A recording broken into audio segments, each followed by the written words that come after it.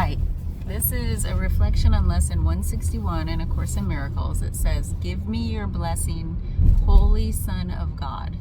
So what it's saying is, first of all, the Son of God is all of us. It says we are part of the sonship. That was earlier in the book, SONSHIP, meaning we're all part of the collective Son of God.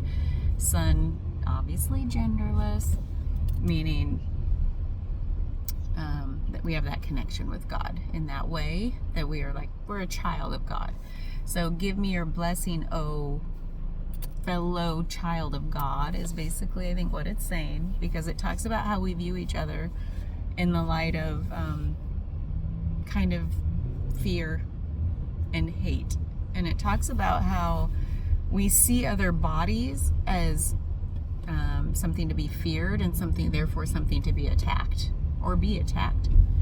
But it then also talks about, but doesn't that thought first originate in the mind as a thought? And so we can recognize those attack thoughts as fear-based, and that there's something that's false, and that if we can instead see each other as the child of God, just like we are, basically seeing each other as one, we are one and the same, then there's nothing to fear and therefore nothing to attack. So that's what this one's about. Fear begetting hate, which is because we see each other as just bodies, not holy. And so it talks about, by seeing each other as children of God, we can recognize that we're all sinless, meaning there's nothing inherently evil, they didn't use that word, or bad about any one of us. We're actually inherently good and made of love, and therefore there's nothing to fear. And if we can see, it's like this is how it resonates with me, is truly in the real world, not in this flowery language of the book that's kind of outdated and hard to connect with sometimes, in my opinion. I think, by the way, I'm on my way from Seattle to Portland, and I accidentally got in the carpool lane, the high occupancy vehicle lane, and I am only one person in this vehicle, so if they catch me, I can get penalized. But I literally can't escape the lane. There's so much rush hour traffic, so I'm not trying that hard either because it's seriously shaving a lot of time off. So I'm just confession time. Don't tell the po-po that I'm in the carpool lane and I'm not with other people in my car. So I had to confess that to you since we're talking about A Course in Miracles. God is watching. So anyway, where was I?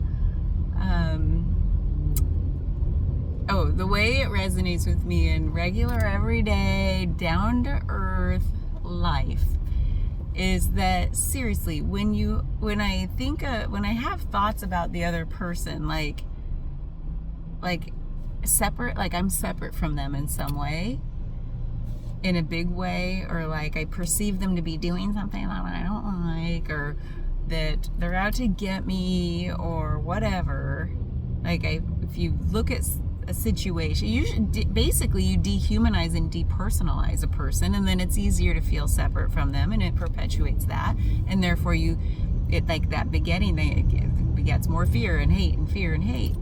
But you know how it is when you if I were to actually run into a person one-on-one in the street and it's just us, you connect more easily and see that person more as yourself, more as connected, like, oh, we're just two humans here.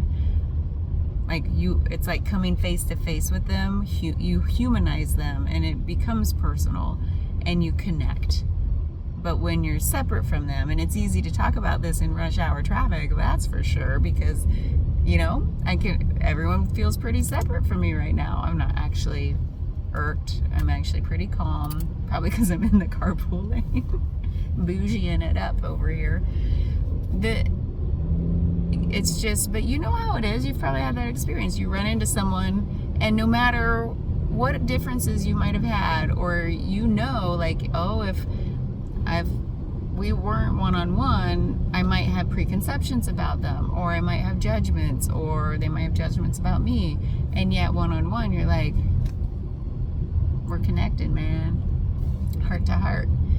And that's kind of how this lesson resonated with me. It's like when we see each other as separate, it just sends us into this like judgment, fear, and hate spiral, because we perpetuate that perception of separateness. And then I really love, somebody said once, like, our whole goal of the spiritual awakening path, really it's kind of the path you walk, the pathless path, is really awaking from the dream of separation, awaking from the illusion of separation. We're not separate. It's the mind, and that's what this lesson talks about. The mind is the thing that creates the thoughts, that creates the fear and the hate that keeps us separate. It perceives us as separate. But when you're close in body, you're like, boom, we are just two humans. Then you get close to that. You come into more of that oneness feeling. So that's what this lesson meant to me, 161. I don't even remember the title, but I'll post it and then I'll remember. So that's it. I'm going to get back to trying not real hard to get out of this carpool lane. I'm going to show you. I'm going to turn it around so you can see this. Traffic as far as the eyes can see on the I'm not on the 405. I'm on the 5 South. The 5, you got to put the word the in front of it. Back home in the Midwest, we don't put the word the in front of the freeway names, but since I'm out here, I'm going to say the 5.